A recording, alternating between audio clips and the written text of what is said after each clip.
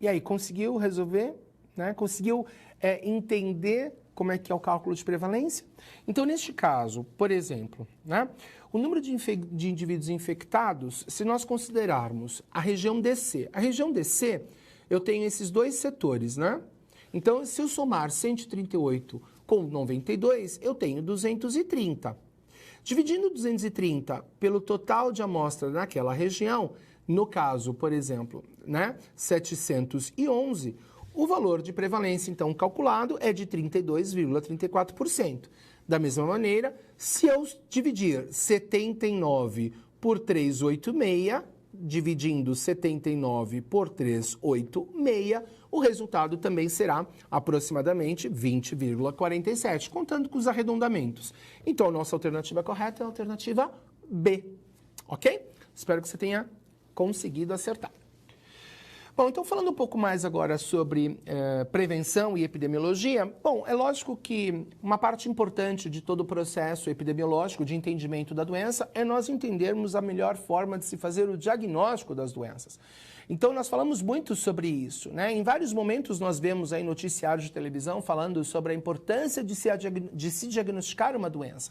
Em situações de epidemia, como de sarampo, coronavírus, rubéola, né? E tantas outras, da próprio vírus HIV, o quanto que é importante se fazer um diagnóstico correto, um diagnóstico certo. Porque a partir do diagnóstico a gente tem não só a certeza de quem são as pessoas que precisam ser tratadas, assim como a gente também consegue entender a magnitude de um problema. Então, com base no diagnóstico, nós sabemos, por exemplo, quanto que as pessoas estão se infectando, em que momento que a infecção ela está acontecendo, por quanto tempo elas se mantêm doentes, por quanto tempo elas podem transmitir uma doença. Então, o diagnóstico é extremamente importante.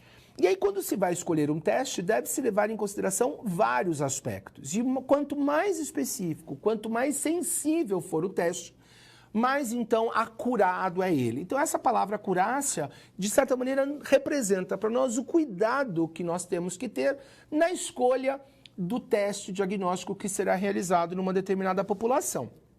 Então, se nós pegarmos, por exemplo, esta tabela como exemplo, né? Nesta tabela, a gente cria uma situação que mostra para a gente, né, resultados em um paciente doente e resultados de um teste em um paciente sadio. O que nós esperaríamos de um teste perfeito? Que todos os indivíduos doentes tivessem um resultado positivo e que todos os indivíduos sadios tivessem resultados negativos. Então, digamos que eu tivesse 100 indivíduos doentes e tivesse um outro grupo com 100 indivíduos sadios. O que eu esperaria? Que neste grupo de 100 pessoas doentes, todos os resultados dessem positivo. E que neste grupo de indivíduos sadios, todos os resultados dessem negativo. Infelizmente, existem testes que nós não conseguimos ter 100% de eficiência. Então, nós podemos chegar a 99%, 99,5%, 99,9%, mas dizer 100% é bastante complicado, porque há sempre um componente também humano associado à forma de se fazer o teste e executar as atividades. Então, dizer que todo teste é infalível, isso não é verdade. Então, por menor que seja a chance de erro, ele existe. Então, qual é a situação que se apresenta para nós? O indivíduo ele está doente, mas o resultado dá negativo. O que isso representa? O que nós chamaríamos de resultado falso negativo, que é, olhando aqui para a tabela, exatamente isso aqui. Então, numa população de indivíduos doentes, num total de 150 pessoas doentes, nós tivemos 5 resultados falso negativos. Eram indivíduos que estariam doentes, mas cujo resultado deveria ser positivo, mas deu negativo. Da mesma maneira, numa população, por exemplo, de 150 pessoas sadias, esperaria-se que as 150 tivessem resultados negativos.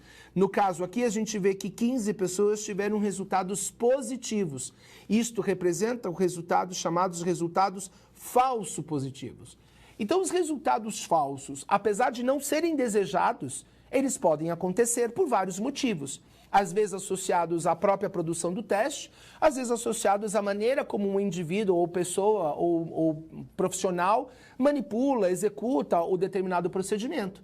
e às vezes até mesmo na forma de se interpretar um resultado, né? Podem existir falsas interpretações.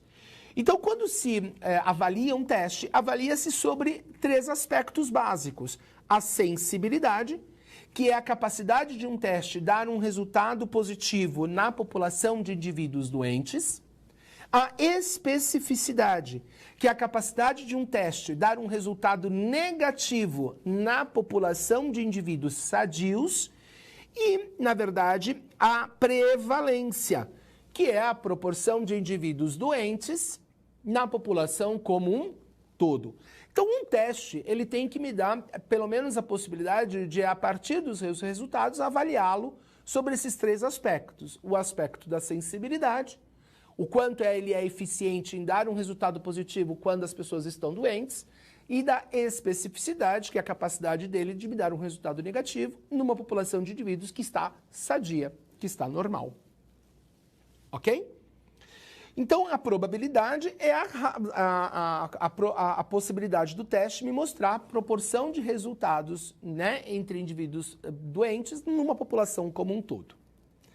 Além disso, existem outros parâmetros que podem ser utilizados, que têm uma importância até do ponto de vista clínico, como é o caso dos valores preditivos positivos e preditivos negativos. Entendendo o que eles significam. Por vezes as doenças elas acontecem de forma silenciosa. Uma pessoa pode estar infectada, mas não apresentar sinais e sintomas. Qual é a probabilidade de uma pessoa cujo teste deu positivo dela vir a apresentar doença, vir a apresentar sintomas? Isto é o chamado valor preditivo positivo. Então, se uma pessoa tem um resultado de um teste positivo, mas não até o momento não apresenta nem sinais, nem sintomas de uma determinada doença, qual é a probabilidade dela vir a adoecer? Isto é o valor preditivo positivo. O valor preditivo negativo é o oposto. Uma pessoa faz o teste e o resultado dá negativo. Qual é a probabilidade real desta pessoa, de fato, permanecer sadia? É lógico que, neste caso, a gente sempre tem uma certa maior confusão, porque a pessoa pode estar sadia agora e vir a se infectar no minuto seguinte. Mas numa situação ideal, onde os fatores não se alterem, qual é a probabilidade realmente desse resultado negativo ser um verdadeiro negativo e a pessoa de maneira nenhuma vir a apresentar sinais e sintomas de uma determinada doença? Isto é o que nós chamamos de valor preditivo, negativo. Ok? Bom, nas situações de epidemias, pandemias que a gente ouve falar, né? Coronavírus, sarampo, rubéola, existem sempre alguns conceitos muito importantes. O primeiro deles é o conceito de endemia e o conceito de epidemia. Então, se nós imaginarmos uma doença como, por exemplo, malária.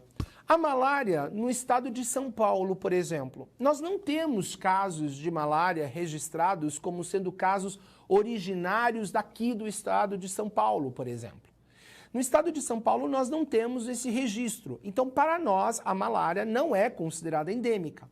Mas nós sabemos que a malária pode acontecer em outras partes do Brasil, como, por exemplo, na região norte, onde há casos de malária que se registram anualmente. Dentro de uma estimativa prevista, dentro de uma estimativa calculada, e não ultrapassando essa estimativa, nós dizemos que a malária ela acontece de forma endêmica. A partir de um dado número, passa-se a falar em termos de risco epidêmico, de surto ou até mesmo de epidemia. No caso de São Paulo, como não há casos de malária, um único caso já seria suficiente para nós determinarmos um quadro de alerta epidêmico, ou até mesmo de surto, porque nós não temos esse número de casos acontecendo de maneira habitual. No caso de outras doenças, por exemplo, que já acontecem de maneira habitual, desde que elas se mantenham sob controle, nós vamos dizer que elas acontecem de forma endêmica. A partir do momento que ultrapassam esse limite, a gente começa a falar em epidemia. Então é como a gente analisa essa figura. Este nível aqui, né, esta linha, indica para nós o nosso limiar endêmico. Então, o número de casos ocorrendo dentro deste limite é o que nós chamaríamos de endemia. A partir do momento que se ultrapassa este limite, nós já estamos vivendo uma situação de epidemia. E aqui nós temos o pico epidêmico. É o momento onde se registrou o maior número de casos de uma determinada doença, por exemplo, em uma determinada localidade. A epidemia, por sua vez, vai ter 3 fases distintas. A primeira fase, que é a fase de progressão da doença, que é quando o número de casos da doença aumenta de maneira vertiginosa, então a gente vê cada dia mais pessoas adoecendo. A segunda, ou, digamos assim, última fase, seria a fase de regressão epidêmica, que é quando o número de indivíduos começa a diminuir, o número de indivíduos doentes começa a diminuir, e nós vemos cada vez mais indivíduos se curando da doença. E o número de novos infectados começa a diminuir cada dia mais. E esse tempo que marca o início da epidemia e o fim da epidemia até voltar ao limite endêmico, nós chamamos de egressão epidêmica. Então nós temos a progressão, a regressão e esse espaço que vai do início ao fim da epidemia, a chamada fase de egressão. Bom, as epidemias podem ser classificadas de várias formas. Então nós temos as chamadas epidemias explosivas, as epidemias progressivas e o surto. A epidemia explosiva é aquela que acontece de forma muito brusca, de forma muito instantânea, onde o número de pessoas começa a adoecer de maneira muito acelerada num curto espaço de tempo. Acontece, por exemplo, com as infecções respiratórias, com os vírus respiratórios importantes. O número de casos vai aumentando cada dia mais pela maneira como eles são transmitidos. A epidemia progressiva é aquela que depende do contato de pessoa a pessoa, ou que muitas vezes depende de um vetor e que faz com que o processo seja de forma um pouco mais lenta e gradual, não tão rápida, não tão acelerada. O surto é quando ela acontece numa área restrita de espaço, e pandemia é quando ela atinge níveis mundiais. A exemplo do coronavírus, que atingiu e atinge ainda, e vai atingir ainda por muito tempo, esferas mundiais. Bom, também existem outros conceitos importantes que vocês poderão também, com bastante tranquilidade, entender, como o de infecção, o de infestação. Infecção é a penetração no organismo de um homem ou de animal de um agente, não significa necessariamente doença. Infestação tem relação com artrópodes, então, por exemplo, não se fala de infecção por piolho. A gente pode falar de infecção pelo vírus, infestação por piolho, infestação por carrapato. A palavra infecção não se dá a esses artrópodes. Outros elementos, outras definições importantes. Fonte de infecção é da onde veio o agente infeccioso, por onde ele é eliminado, as vias de eliminação, de que maneira ele é transmitido, então, o que faz a transmissão de um indivíduo a outro, por onde ele entra no meu organismo, quais são as portas de entrada, é pelo trato respiratório, é pela pele, é por uma ferida, por qual via de entrada, é digestório. Infectividade, patogenicidade e virulência também são conceitos extremamente importantes, que é qual é a capacidade dele se alojar e se multiplicar, a capacidade dele causar doença e, na verdade, a capacidade de causar uma doença com maior gravidade. Período de incubação, que é o tempo entre a infecção e o início dos sintomas. O período prodrômico, que é o início dos primeiros sintomas, por vezes sem sinais muito específicos. Então, incubação é o tempo que leva para os sintomas aparecerem. Período prodrômico são aqueles sintomas que muitas vezes não indicam nenhuma patologia específica, sinais e sintomas muito gerais. E período de transmissibilidade, que é o espaço de tempo em que a doença se transmite. Por mais que a doença possa persistir no indivíduo por 15, 20 dias, ela pode não ser transmitida por esse período todo. Ela pode ser transmitida num curto espaço de tempo. Ela existe por 20 dias, mas ela é só transmitida nos primeiros 4, 5 dias. Também existem conceitos como de portador, Portadores que podem ser tanto convalescentes quanto portadores sãos, Então, nós temos portadores em incubação, são aqueles indivíduos que não tiveram a doença, não a têm, mas vão tê-la. Os convalescentes são aqueles que não têm a doença, mas já a tiveram. E os sãos são aqueles que não têm, não a tiveram e nunca irão ter. As vias de eliminação são as mais variadas, né? Então, nós podemos eliminar através de fezes, urina, sangue, escarro e por aí vai. Então, um agente pode ser transmitido por várias formas. Pode ser transmitido por vetores, como é o caso da dengue, da febre amarela, que tem um mosquito que faz a transmissão. Mas também pode ser transmitido pelo ar, pela poeira, né? Pelo contato indireto com agentes e objetos. Também pelo alimento, pelo solo e as principais portas de entrada, bom, nós sabemos, é o trato respiratório, o trato digestório, as regiões de mucosa, a pele, são as principais vias de entrada. Quando nós pensamos em prevenção, nós temos que pensar nas diferentes formas de se prevenir uma doença. E nós já falamos em blocos anteriores sobre as prevenções chamadas primárias e prevenções chamadas de prevenção secundária. A prevenção primária impede que a doença ocorra, né, removendo sua causa. E a prevenção secundária detecta a doença de maneira precoce, né, quando ela é assintomática e quando o tratamento precoce pode impedi-la de progredir.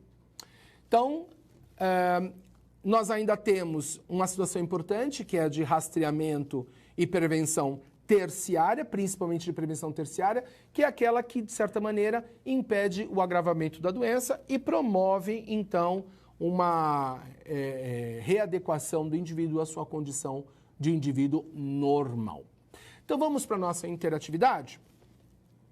Como são denominados os indivíduos que não têm a doença, não a tiveram e nunca vão tê-la e nem vão tê-la? A, portadores convalescentes. B, portadores em incubação. C, portadores sãos. D, doentes assintomáticos. Ou E, doentes infectantes. Bom, então a resposta a essa nossa pergunta, daqui a pouco a gente volta com a nossa resposta.